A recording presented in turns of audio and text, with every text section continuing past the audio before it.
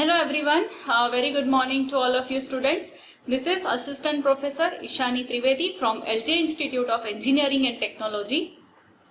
Welcome to the session of the subject Construction Equipment and Automation. Now students, we know that currently we are discussing about the topic regarding the photogrammetry. We know that how it is related to surveying, how it works, what are the different types. Then in the last session we discussed about the aerial camera, right? The camera is just a generalized standard camera with certain different requirements because we are using it for the aerial photography. So that is your various parts of the camera which we discussed. Now today we are going to move forward with the types of the photographs. Now till now we discussed about what is photogrammetry, we discussed about what is the category of photogrammetry, that how you can categorize it. Then we discussed about the different types of aerial camera, different parts of aerial camera. Now today we are going to talk about the various photographs. Once the aerial camera is understood by you, now you are going to understand that first of all what are the different types of photographs which can be taken with the help of the aerial camera, to be precise for the with the aerial photogrammetry. So we have total two types of photography. I think you already know that we can perform terrestrial and we can perform aerial.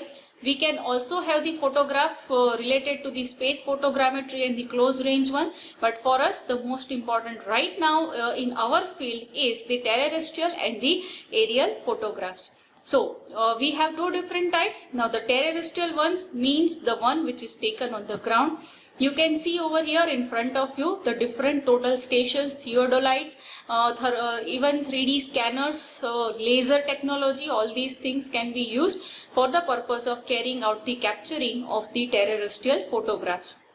The second which we have is aerial photographs. Now this is something to be taken interest on. So what are the different types of aerial photographs? We have vertical photograph, we have the second oblique photograph, then we have the third convergent photograph, and the fourth is trimetrogen photographs. I repeat the names: vertical photograph, oblique photograph, convergent photograph, and the fourth trimetrogen photographs. Now let us try to understand each of them. That we have understood till now that the aircraft or the drones will move and carry out the photography work. But what are the different types of photographs that can be taken? Let us start with the first one, that is your vertical photograph. Now even before that, let me have a look at the terrestrial photograph as well. It says when the photographs are taken with phototheodolite having camera station on the ground. See, this is just put up in technical words. I already explained to you what is terrestrial photograph.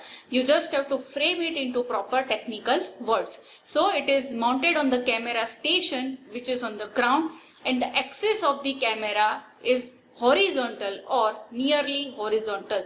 Suppose if this is your camera, then this will be your axis of the camera. So the axis of camera in the terrestrial photograph will be either nearly horizontal or completely horizontal. You can change the angles as per the requirement. So it says nearly horizontal.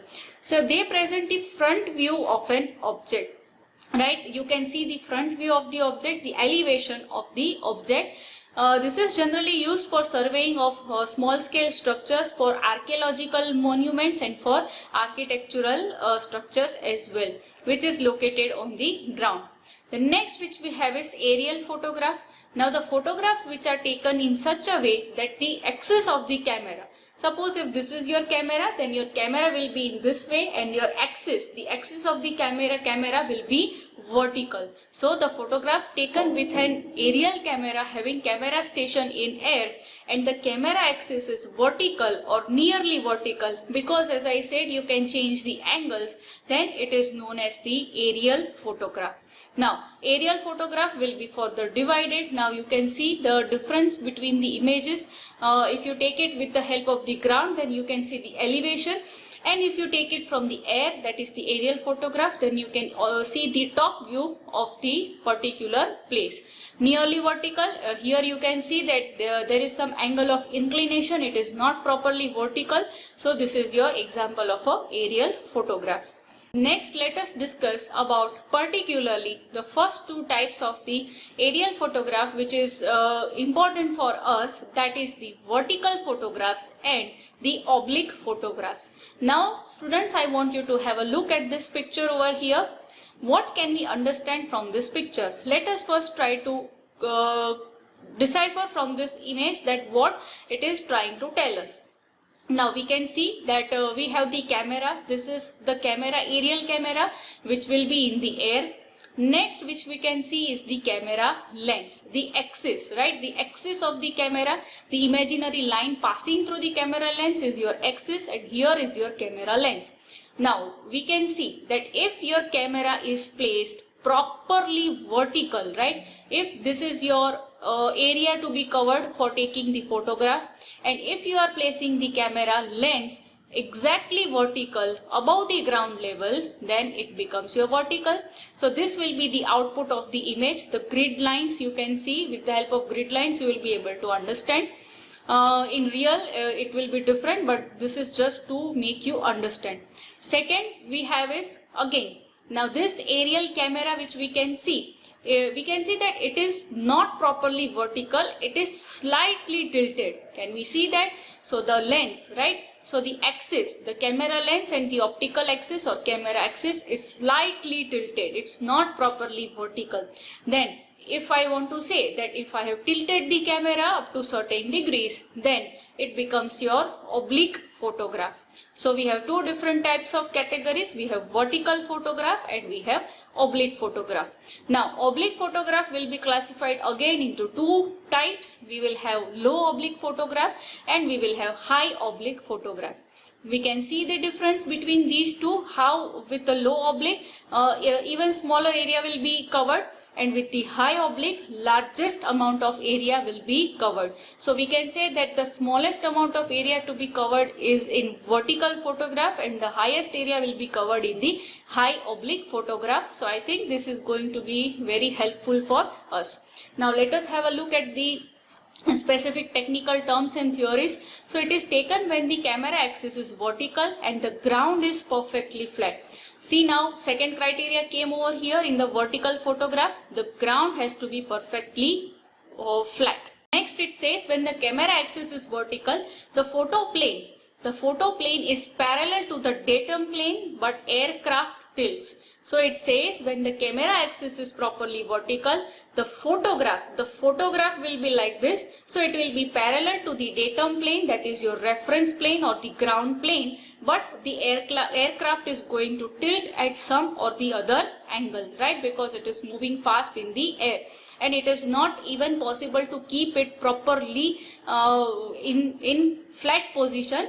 You can understand because of various weather conditions and different parameters. So where do we use the vertical photograph? So it can be used for the compilation of topographical and engineering surveys. Now see, in this case drone becomes a solution. In aircraft it can tilt, but for the drones proper vertical photographs can be taken properly, and we are going to study about different types of drones as well.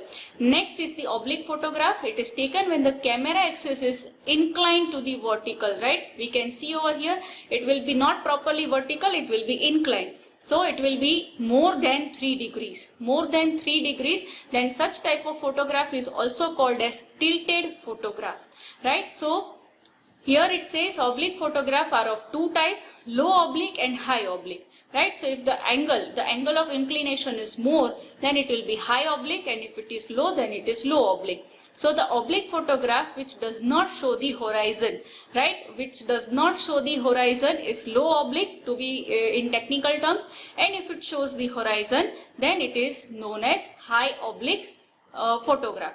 High oblique photograph is useful the most for the military intelligence. Now let us move forward. The last two types of photographs which we saw, that is convergent photographs and trimetrogen photograph. So the next which we have is convergent photograph. Let us have a look. So it is the kind of the regular aerial photogrammetry itself. The oblique photographs are taken over here instead of vertical, but it will be done with the help of two cameras, right? At least two cameras if they are used. Now the ones which we are talking till now was using only one camera and it was making number of flights. But here itself it says that the work is done using a pair of camera, using two cameras, and the oblique photographs are taken. So it is going to give you more accuracy and high level of work. So that is your example of a convergent photograph. And the last which we have is trimetrogen photograph. What is a trimetrogen photograph, right? It means the photograph is a combination of vertical and oblique, both photographs. Let us have a look at the drawing over here. What do we have? We have a vertical photograph right over here. This is your camera axis. Then we have the two oblique photographs over here. We can see that it is high oblique photograph. So altogether, if this takes a picture, then this is my vertical picture and this is my inclined picture. So this is a combination of two, that is known as trimetrogen photograph. This will be also done simultaneously with the help of two cameras. One is going to take vertical photograph and one is going to take oblique photographs. This is how you can carry out the works at different levels. Let us discuss few more concepts regarding the aerial photogrammetry. So we are going to talk about next certain definitions, certain basic technical terms related to photogrammetry or aerial photogrammetry. You can also call it as drone photogrammetry. All these things are one and the same. So first we discussed about the different types of photograph. Now let us understand that we are actually carrying out, clicking the photograph, we are actually carrying out the process of using an aircraft to carry out the aerial photography. Let us understand what are the different technical terms to remember, so that it is going to help you further to understand the photogrammetry in detail. So the first which we have is, first of all students, let us try to understand the cross-sectional diagram which we have. You are also supposed to draw this if it is asked. So first we have a photograph, right? It is written over here. First we have a photograph. Then at the top we have the aircraft. This is your direction of the aircraft, right? Aircraft is moving in this direction and it is taking photograph. This will be your properly vertical axis of the camera. This is your tilted axis of the camera, right? And in between we are going to distribute it with certain parts. We are going to carry out the consideration of angles, that will be angle of tilt. Then we have the ground reference point, that is your datum point. Then we are having this height, right? The height from the aircraft up to the ground reference point, that is your flying height. We will discuss them in detail, but first let us try to understand that what work is going on. Then we have the horizon. Horizon means the angle which is made by the aircraft. Horizon means the angle made by aircraft in horizontal plane. We discussed about the low oblique and high oblique, one in which horizon is visible and one in which it is not. So let us discuss about the parts over here. The first which we have is exposure station, that is O. We have over here, I am highlighting the same. So it is the point in the air occupied by camera lens at instance of exposure, right? So here is my aircraft, here is my camera. Let us consider that this is my camera. So it is the point in the air, that is the exact point of camera occupied by camera lens, that is known as exposure station. Second we have is perspective projection, right? Meaning when straight rays radiate from a common point and pass through the points on the sphere to the plane of projection. This is my full plane of projection where the rays have to pass. So this is your full perspective projection. Any kind of projection of a photograph, clicking a photograph is always a perspective projection. Next we have is perspective center. Real or imaginary of the origin of bundle of perspective rays. My perspective projection is going in this direction, so the imaginary line passing through it is my perspective center. Next which we have is flying height. Flying height means elevation of the exposure station above the sea level and or any datum. Datum means any kind of reference line, ground reference point, or above the sea level, the elevation of the exposure station. To be in simple, keep it in simple words, it is the distance from the aircraft up to the your reference point above the sea level. Next, which we have is flight line. Flight line means the line drawn on the map to represent the track of the aircraft. Now here this is the direction of the aircraft, so the lines which will be representing the movement of the flight or the aircraft will be your flight line. Next we have is altitude, height of the aircraft above the ground. So precisely the height of the aircraft above the ground will be called as altitude. Next we have is focal length. So focal length is the distance from front nodal point of the lens to the plane of the photograph. This is your plane of the photograph and this is your lens. So the distance between these two will be your focal length. Next which we have is principal point. Now students, the next point which I am going to talk about is principal point and nadir point. So these two things will be, one will be for ground and one will be for photograph. See, we are just splitting this whole geometry into various parts and we are remembering the technical terms and definitions, nothing else we are doing over here. So the point where the optical axis of the camera strikes the photograph. The point where the optical axis of the camera strikes the photograph over here, that is considered to coincide with the intersection of x-axis and y-axis as well. So here we can see this is your photo principal point. So as I said that we are going to have two principal point. One will be your principal point at the ground and another will be your photo principal point. So both of these things are same. One will be for the ground and one will be for the photograph. Next which we have is nadir point or small n. Now if I project a plumb bob, from the aircraft, then the point where the plumb line is dropped from the photograph, that point is known as nadir point.